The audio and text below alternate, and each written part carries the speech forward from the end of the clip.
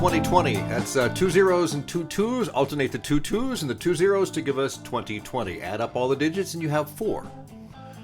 Numerology, I guess. Hey, this week in this episode kicks off year 4 of Trade Show Guy Monday Morning Coffee, a podcast / video blog. The main thing that I started it for was to kind of make a diary of the business Trade Show Guy exhibits, as well as talk to people in the industry and maybe close to the industry that may not be directly related to trade show marketing, but certainly business and business marketing and things like that. But the business Trade Show Guy exhibits in its 9th year. You can find us at TradeshowGuyExhibits.com. You can find the main website, kind of the hub for everything, is TradeshowGuy.net. And other sites we have, TradeshowBuy.com is where you find a great exhibit. Find all of our old webinars archived at TradeshowGuyWebinars.com. Of course, the 2 books, Trade Show Guy, trying to remember these, TradeshowSuccessBook.com and TradeshowSuperheroes.com. Indeed. All right. The beginning of a year, I think, is time to reflect, which I do. It's been a weird year. The first 6 months were gangbusters. As we did a whole lot of projects, added new clients, did work for several current clients. It was crazy. Flush with cash, kind of stressful because we had to get all the work done. The second half of the year saw us pulled back quite a bit. I spent a lot of time on a personal project. Actually, I've owned this house for 21 years, not the house I'm in right now, but a different house that I moved out of about 7 or 8 years ago, and it became a rental. And then finally became time to sell that. Renters left, and it was time to put it on the market. Took a lot of work, took some investment, new roof and things like that.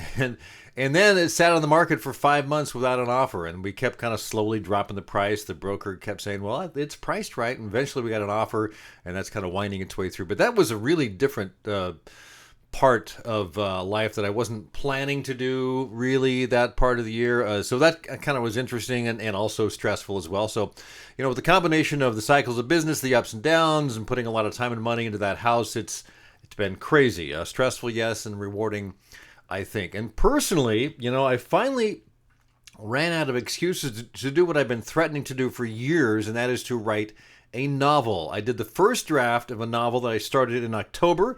It still needs a lot of work, and I have no idea if it's something anyone will want to read. But I like the process. I like the character so much that I had an idea for a second novel using the same character. And 2 days after I quit the first one, or finished the first one and wrapped that up, the first draft, mind you, it's got a lot of work, I started the second story. And I'm probably a third of the way through that. So this has been really fun. It's been creative. It's exhilarating in a way to do all that creative work that I hadn't really done before in that sense. Back when I was in my probably late 20s, early 30s, I took a crack at writing a novel. I wrote a lot. I have, somewhere in a file, I've got 150 pages, but it was a mess. I didn't know what I was doing. And eventually I walked away from it and said, writing a novel's hard. And it is. And I'm going to talk about this book here in just a little bit because that has really helped me as well. My main goals for writing the novel, I think, were create a character that I liked and hoped other people would like. I wanted it to be a bit of a page turner. I'm not the kind with all the flowery prose. I like to keep the action moving, alternating between describing what's going on, what the hero of the story sees and hears and feels, and having her interact with people. So there's a lot of dialogue in there, a lot of action, a lot of unusual things. Briefly, the main protagonist is a late 20-something Korean-American woman, a musician, and sometimes martial arts practitioner, and she's a bit of a loner. She stumbled onto something that turns her world upside down, and she really has to deal with it, although she doesn't want to. Along the way, she starts to discover that she has, not superpowers, shall we say, but somewhat enhanced abilities. So I'm looking forward to see how that plays out. She doesn't know how to deal with them, but has to learn. She's not perfect. She's very indecisive, quiet, a bit of a loner. She harbors a secret from her past that drives her to try to make things right in the world. They say if you're going to have a great character, you got to have the objective, then you got to have a super objective. What's really driving her? And this, like I said, this book, I'll talk about that in a minute. And so on. So more as it moves forward and goes through the process. We'll see what happens this year. Kind of looking forward to seeing how that works out, along with, of course, keeping Trade Show Guy exhibits going. And, of course, this podcast / video blog. And this week on the show, I had a chance to chat with author and speaker David Meerman Scott. I've spoken with him before about some of his previous books. Gosh, it's been 8, 10, maybe more years ago than that. I think his first book came out in 2007. We talk a little bit about that, but this is his 8th or ninth or 10th book called Fanocracy, co-written with his daughter Reiko Scott, and made for a really fun and good conversation. I think you'll like this. I want to welcome David Meerman Scott to Trade Show Guy Monday Morning Coffee. David, appreciate you being there, author of some great books, and I've got a couple of them. Worldwide Rave, I really enjoy. Nice. But the one that started it was kind of New Rules of Marketing and PR. So it's a pleasure to have you with me to kick off 2020. I love the fact that you have one of the original versions of the New Rules of Marketing and PR, yes. Tim. I appreciate that. That was the first edition published in 2007, and I'm in the 6th edition of that book now. I was going to say it goes back at least a dozen years, and now it was 2007. So you're right. Did that book change your life in a way? Absolutely, because it became a huge bestseller. It sold 400,000 copies in English. Wow. It's in 29 other languages. So it got me out from being on trade show floors to being the keynote speaker at trade shows. So it's a pretty big difference. Yeah. Thank you. How what I'm just curious, what prompted, I don't want to spend too much time on that book because you've got a new one out, but Sure. What prompted you to write that book at that time? What did you see? Yeah. So my first, the jobs where I did tons of work on trade shows was I was in charge of marketing for financial information companies. I started my career in a bond trading desk. I was a terrible bond trader. I hated it, but I loved the information side.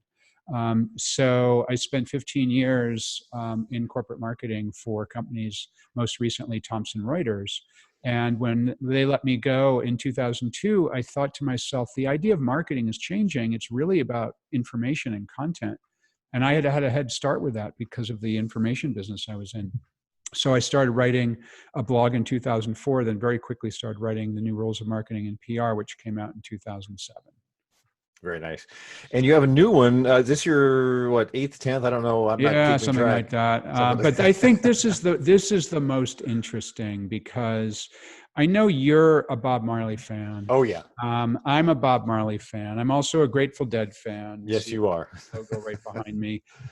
And so the new book is called Fanocracy, turning fans into customers and customers into fans. I started from the perspective of, just like you, being a crazy live music geek, and worked with my daughter. She's my co-author. Her name is Reiko. She's obviously a different generation. She's a millennial woman, but she's a massive Harry Potter fan. So we came together to analyze and then write about, can companies create the same kind of fandom as you and I love in the music world, as my daughter Reiko loves in the Harry Potter world? And the answer is absolutely 100% yes.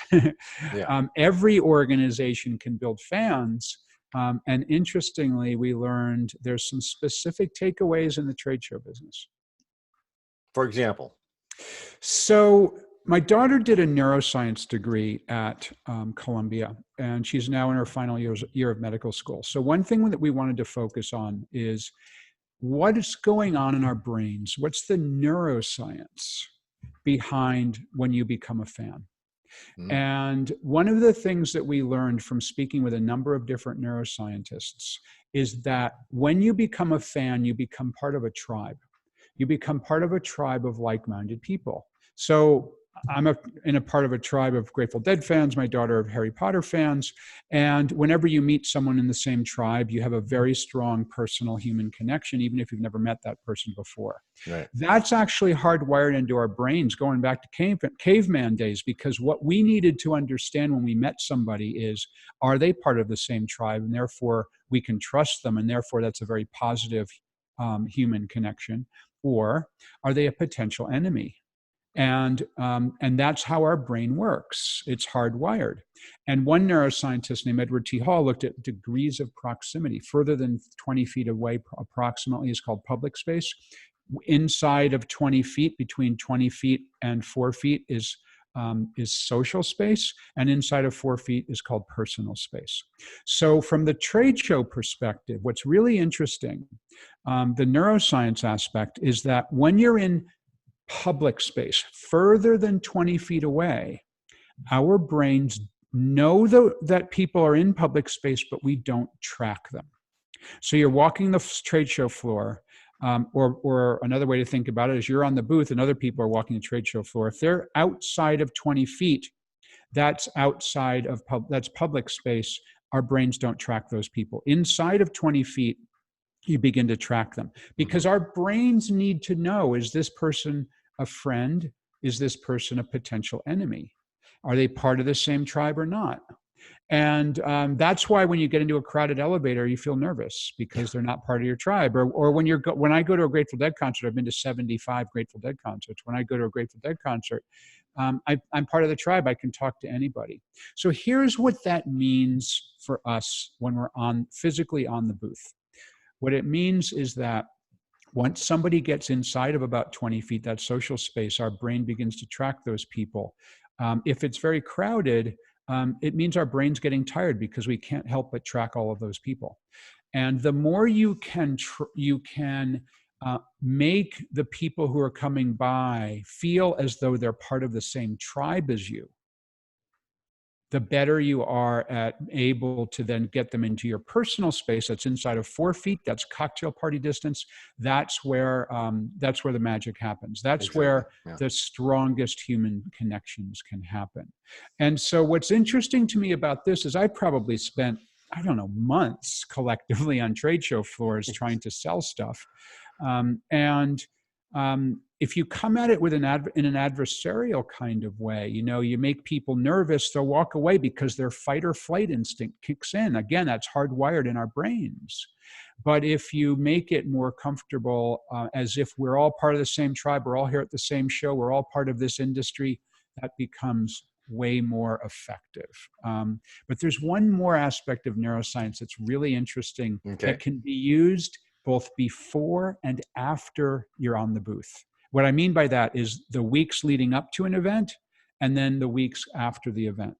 And the neuroscience aspect is called the mirror neurons. Mirror neurons are the part of your brain that fire when you see or hear something as if you're doing it yourself. Let me demonstrate. I've got a lemon in one hand and a slice of lemon in the other hand. Now, oops, I dropped my slice of lemon. Oh my God, all over my chair. I've got lemon juice all over my chair. So if I take a bite of the lemon, it's really powerful, right? It makes my eyes close, my mouth puckers up. I get all kinds of saliva going on in my mouth and the tartness on my tongue. I mean, biting a lemon is really powerful and my brain is firing like crazy right now. But Tim, your brain is firing too, because you just simply saw me bite into that lemon. Or if you're only listening to this and not seeing the video associated with it, your brain is possibly firing as well.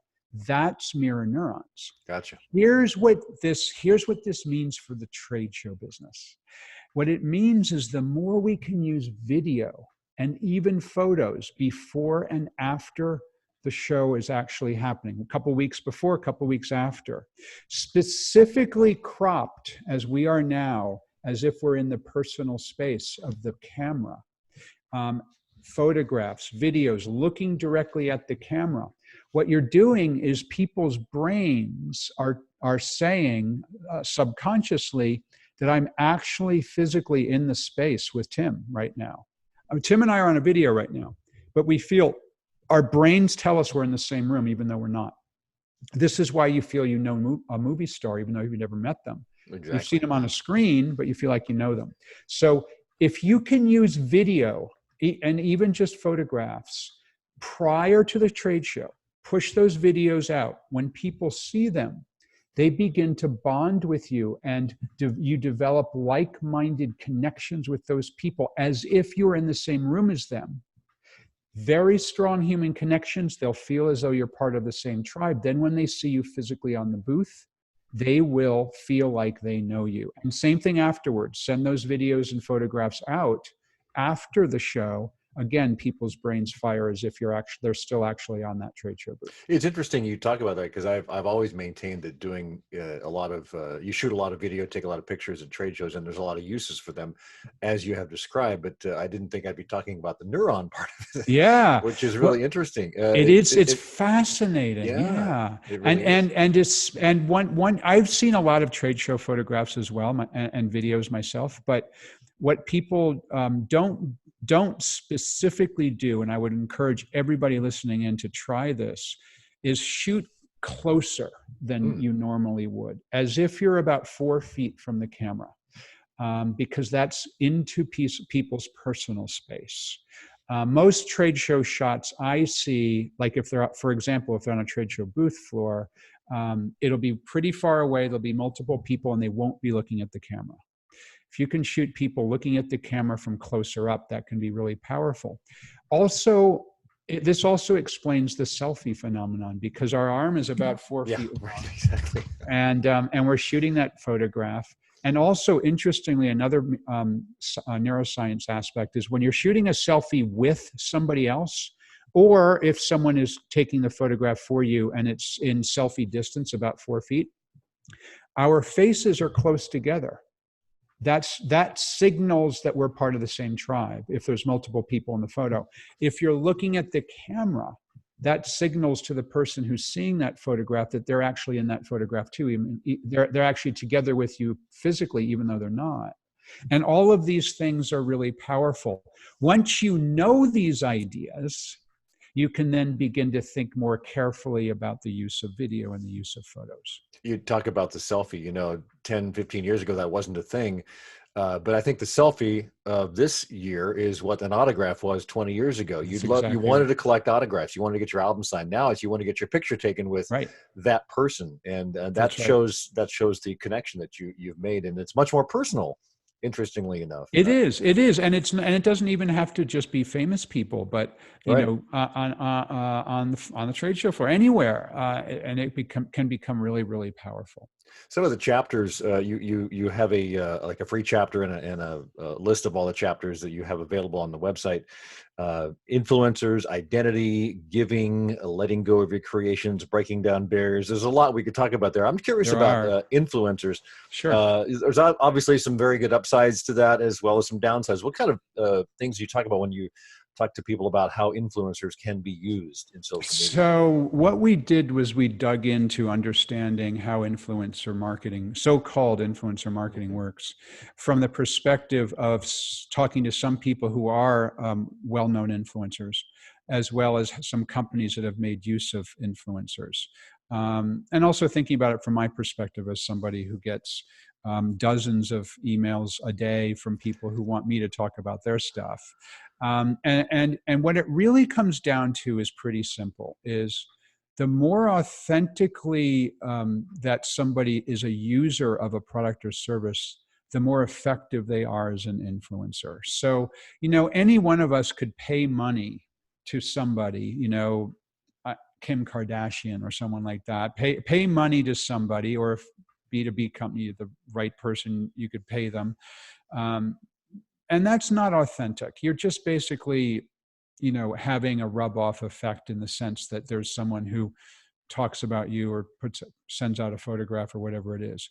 But if somebody really, truly does use your product, they don't even have to necessarily be famous, but if they're authentically using your product, those are the most effective influencers. And so what so many companies don't do is effectively use the people who are already their customers. And this happens to me a lot of times. Like, I have 125,000 or more followers on Twitter, so I'm reasonably well known in some of the communities that I operate in. Like I said earlier, I get lots and lots of people who want me to talk about their stuff. But at the same time, I get very, very, very few people who share my stuff. And so they're looking for these one-way relationships, even when I talk about a product or service that I like. And in the music world that you and I both love, this is a funny phenomenon. Like, I'll be watching an indie band, maybe they're pretty new, and maybe they have 20,000, 30,000 followers on Twitter, and I'll take a photo and I'll tweet it. at the show. And I like, they won't retweet me or thank me or reply to me or say thanks or hope you enjoyed the show. Nothing like that. Like, you guys are idiots. It makes you wonder who's I have in charge back there. five times more Twitter followers than you, and you're not even engaging with me. Yeah. So I think that a more intelligent way to work with influencers is find those people who truly love what you do and use them as part of the ways that you get the word out there. And one last thing before we kind of wrap up and talk about where people can find the book is you talk about telling the truth, especially when it hurts. I think you had some examples. It seems some companies, a lot of companies, I would say, have a very difficult time telling the truth because they got a PR guy, they got a lawyer behind that, they got corporate management that just wants to put out this nice, fuzzy, warm image, but things happen and you got to deal with it. It's critical that the companies learn how to deal with that and tell the truth. It's absolutely critical because that authentic nature of who we are is just a very important way for us to show the kind of organization we are and the kind of people who are behind that organization. And especially in the current environment, we're beginning a new decade right now. And, you mentioned the new rules of marketing and PR. That came out in 2007. And in that short period of a little more than a decade, so call it the decade of the teens, I think we've really gone too far in the direction of a very polarizing and dark kind of social engagement that so many companies are using. And they play fast and loose with the truth. They cry fake news and are really polarizing kinds of ways that people are communicating these days. And I think that the pendulum is beginning to swing back to a kinder and more gentler era where being honest and open and transparent and telling the truth is something that's very powerful, that people will appreciate if you've made a mistake, that you own up to it and make it right, as opposed to placing blame somewhere. There's an example in our book that I love, and I don't know if you remember this, Tim, but it was, I think, at the end of last year, KFC ran out of chicken in the UK. Do you remember that? It was ridiculous, right? And so it wasn't actually KFC's fault because it was their logistics company that screwed up, and they didn't get chicken into the restaurants. And what KFC could have done is said, due to a situation beyond our control, there's no chicken in the restaurants. They didn't. They said, we screwed up. There's no chicken. They owned it. Yeah. We screwed up. And then they made fun of themselves in a humorous way, which worked really well. They said, can you believe that we're a chicken restaurant and we ran out of chicken? How lame is that? And people loved them for it. They loved them for it. There are some companies that know how to take advantage of that, especially the immediacy of social media, and others that just are stumbling around in the dark. It just fascinates me to no end. I think you nailed one of the most important reasons, and when you said the lawyers get involved, because the legal perspective, sure, it's important in business. You need to give it some consideration, but it's not the most important consideration. And if you're hiding behind the lawyers because they tell you that there's some risk involved in doing something, take their advice, but then think about how much more important it might be to tell the truth than it would be to hide behind something because of some potential legal issue. And I would say, all things being equal, I'm not a lawyer, but all things being equal, come down on the side of telling the truth. Yeah, agreed. And the book is Fanocracy, David Meerman Scott, and your daughter, Reiko. Is that correct? Yes, that's correct. Yeah. Looking forward to reading it. Where's the best place to find it? You also have a website set up specifically for the book. So we've got yes, exactly. We've got www.fanocracy.com, where you can learn all sorts of cool stuff there. The subtitle to the book sort of says it all. It's turning fans into customers and customers into fans. On the website, fanocracy.com, we've got a preview of the book. There's videos you can check out, PDF documents to download, and there's a wonderful diagram, 2 different diagrams that are freely downloadable, no registration required. One of them talking about this idea of proximity we talked about, effective for trade shows, and then the other one being this idea of mirror neurons. So feel free to download those. Will do. David, it's a pleasure chatting with you. I appreciate your time. Thank you. Thank you, Tim. And good luck on the book. Thank you. I appreciate that. All right. And thanks again to David Meerman Scott for sharing some time with us here on the Trade Show Guy Monday Morning Coffee podcast / video blog. I really appreciate it. It's out in the hardcover, ebook, or audiobook. Check it out. The website link is on the show notes. This week's trade show tip: when you're standing in a trade show booth, it's easy to get swept up by the chaos surrounding you. I mean, there's hundreds of people walking by. There's a lot of neighbors that are competing against you. Then at the end of the day or end of the show, maybe no one's walking by because the place is empty and your neighboring booths are packing up before they're supposed to be. There's so much going on, it's easy to get distracted. I get it. I get distracted all the time. Sometimes it's hard to not be distracted, which means presence of mind is a really hard thing to maintain, but it's key. It's critical, especially in those situations. It's even harder when you have a lot of things going on around you and a long mental checklist of things you need to do once the show closes, to get back to the hotel, to check out, all that stuff. You can have a great exhibit. You can be promoting cool new products. You can have enthusiastic people around you. But if you maintain your presence of mind, if you can keep from being distracted, if you can focus on your objectives with each and every interaction that you have in the booth, it'll go a long way to giving you more success, I believe, in your trade show marketing. All right. So that's kind of the trade show tip of the week, presence of mind when you're in the booth. It's tough. It really is tough. This week's one good thing. We usually have one good thing, but I've been off the air, as it were, for several weeks. I don't think the last one I did was in mid-December. So I've got a bunch of things to share, actually. The movie Dolomite, Eddie Murphy, it's out on Netflix. Oh my God, it is so profane. It is unbelievably profane, but it's hilarious. It's like the laugh out loud movie that I have been waiting for. And I love Eddie Murphy. We watched it on New Year's Eve and then went to watch the previous Saturday Night Live, where Eddie Murphy was the host, and that was fun too. So I would highly recommend Dolomite. The book that I talked about, Lisa Cron, is called Story Genius: How to Use Brain Science to Go Beyond Outlining and Writing a Riveting Novel. If you're writing and you're interested in writing a novel, this is really where the gold is. I'm doing all the exercises. I wrote my first draft, and then I found this book, and I'm using it to go back. It's such a help. I've just never found anything quite like this. And here we are in 2020, and the news. If you watch the news, it can be really kind of scary and negative and whatnot. But there are a lot of good things, and I'm going to share two things with you in the show notes that show you how the world really is doing well, and it's getting better in so many ways. First of all, I think they actually cross a few things, like the Venn diagram. Astronaut Chris Hadfield, he has published about a 3 or 4 minute video on YouTube, An Astronaut's Guide to Optimism, so I'll include that in the show. And Nicholas Kristof, an Oregonian who's been a New York Times columnist for years, decades, I think, he has written 2019, the best year ever.